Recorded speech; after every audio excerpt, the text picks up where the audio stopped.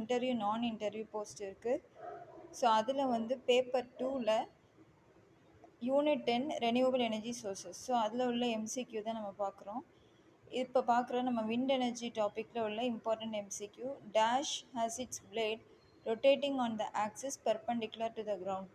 அதாவது wind turbines நிறையா இருக்குது. அதில் எந்த விண்ட் டர்பைன் இது வந்து கிரவுண்டு பெர்பெண்டிகுலராக ஆக்ட் பண்ணுறது எது அப்படின்னு கேட்குறாங்க. ஸோ பெர்பெண்டிகுலராக ஆக்ட் பண்ணுற விண்ட் டர்பைன் எதுன்னு பார்க்கலாம்.